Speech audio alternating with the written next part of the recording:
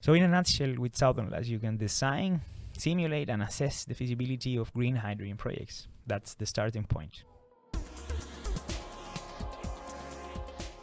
Great. Good morning, Felipe. Good morning, Anton. How are you? Great. I'm doing good. Nice How to are you? hear. All good here. Nice. Excited to be here, of course. Yes, me too. I'm super excited. Mhm. And today we're just going to dive into why we started Southern Lights and who we are and basically what our role in this new energy world is going to be. Sounds fun. Great. So you are the source of the idea around behind Southern Lights, we can say, right? Yes, I guess you can say that, yes. So who are you, Felipe? Well, I'm Felipe Gallardo. I'm from Chile. I'm an engineer. I'm an electrical engineer, and I'm also a energy engineer. And I've been working with hydrogen and solar energy in particular for the past 10 years. I am from Chile, and I started my professional career there, working in project development, and also I worked a little bit in a governmental agency, trying to understand what would be the industrial value of having these solar plants in Chile. I'm also half Italian, so then I migrated to Italy, and there I started a consultancy company for green hydrogen projects, doing feasibility studies mainly with other two partners. And after that, I moved to Sweden, and here we started Southern Lights. So that's a little bit of the background story, I guess. Great. So what have you been doing in Sweden? Why are we here at KTH? Well, yes, we're in KTH Innovation, where Southern Lights is incubated, right? So we started this company, as you know, last year. In the second semester, we launched our MVP, which is the minimum viable product. That means it's the early version of our software to assess green hydrogen projects. And I was doing my PhD in KTH, and I am doing my PhD in KTH, but now I'm 100% focused on Southern Lights. So the PhD is on pause for a few semesters, I guess, and we'll see how I progress there. But we have been accepted in the KTH pre-incubation program, and we have our office here for 2023, where we are developing the software and working with our clients and developing energy models. So pretty exciting. Yeah, definitely. And you and I met around, was it 2 years ago or something? Exactly. Where I was working on my side hydrogen startup, and you were working on your consultancy, and it's been a great journey since we joined forces here. So Yes. super exciting. So why Southern Lights? What is the purpose? You mean why the name or why the Oh yeah. software? Well, we can start with the name. Why the name? Yes. Well, the name, it's I'm pretty proud of the name. So I of course, when I moved to Sweden, I wanted to see the Northern Lights, and then I realized what the physical phenomena of the Northern Lights is, and then I asked myself, how come we don't have this in the south? You know, I'm from Chile. I am like pretty close to the Antarctic, right? So pretty close to the southern pole. And then I realized we have Southern Lights, and they are as beautiful, and even, I would say, even more beautiful. That's debatable.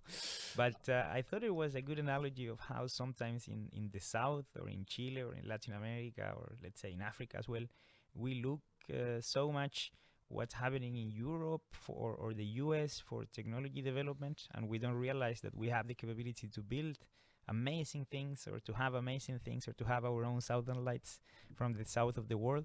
So that was pretty inspiring, and that was the reason why I decided to call it Southern Lights when we started.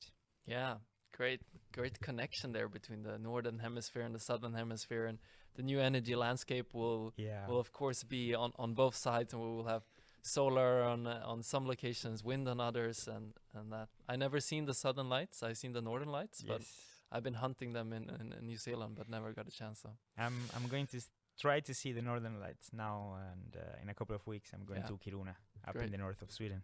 So we're almost getting into this. Why then? Not just why the name, but why the company? What is the purpose of the company? So when I was doing feasibility studies for companies that were trying to do hydrogen projects in Chile, which is a very advanced market for hydrogen, it's been declared one of the champions of hydrogen, I realized that we were in this dynamic where companies were paying very expensive consultancy projects for feasibility studies, for understanding the technology, for comparing what sort of electrolyzer they should use which is the basic technology used to split water into hydrogen and oxygen. And I realized that this was very similar to what happened in solar 20 years ago, that you would hire the World Bank consultant for your solar analysis, and then you would ask a consultancy company if you should use the polycrystalline or monocrystalline, or if you should have single axis tracking. And it turns out that with years, now we have a lot of softwares to do that. Some of them are bankable, some they are pretty cool, some new softwares as well. But basically, all engineers working with solar know how to use these softwares, and they are not experts in, quantum physics, or nobody knows by heart the Planck constant. So you don't need to be an expert on the actual technology to assess a project. Actually, our clients are experts in project development, and as long as they have access to these models, and we provide access to these models with our software, state-of-the-art models, super advanced, to represent and predict the performance of electrolysis, then they can do their own project assessments, and they can reduce the cost and reduce the time it takes. So even if they don't work with consultants for this, they would take a lot of time to have reliable models, bankable models, to predict the performance, the degradation, to understand the cost composition of these projects. So in a nutshell, with Southern Lights, you can design, simulate, and assess the feasibility of green hydrogen projects. That's the starting point. Great. And we hope to then help all these project developers to build up projects of hydrogen production. But what is the purpose of that?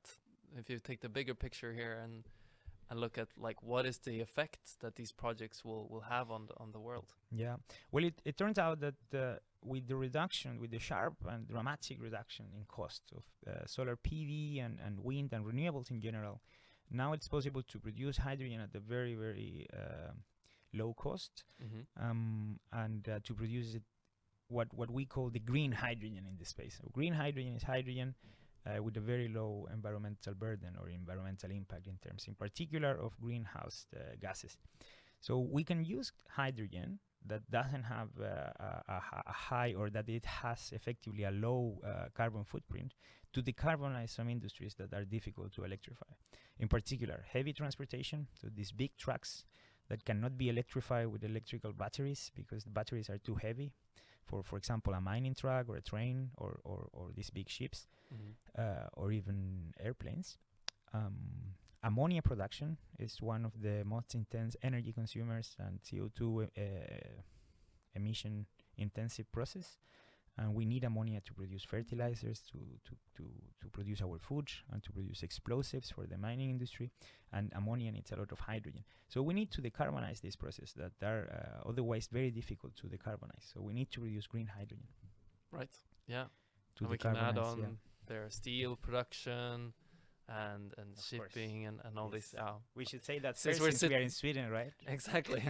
If you're sitting in Sweden, we have to mention the complete renewal of the steel industry to produce fossil-free steel. Of course, there is this segment that is called industries hard to abate. That is what they call it. And hydrogen is a great. If we produce hydrogen, green hydrogen, then that's a great way to decarbonize that. Yeah. And then there is the long shots as well. So in the long run, we'll be able to use hydrogen for different things.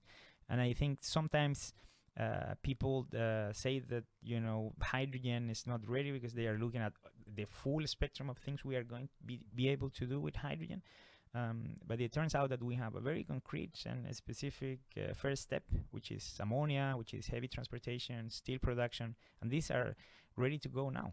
Yeah. So the first step would be replacing where we use gray hydrogen that has a huge CO2 carbon footprint, and then there is a lot of things we can do with hydrogen. Yeah, this and it's happening.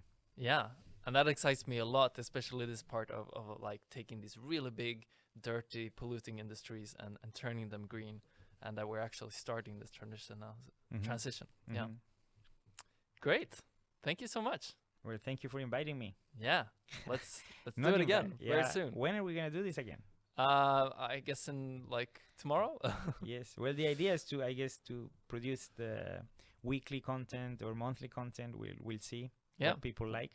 So if you have any ideas of what you would like us to talk about, that would be great, right? Yeah, absolutely. This is the first stepping stone of many. Perfect. See you in the next one. See you. Bye bye.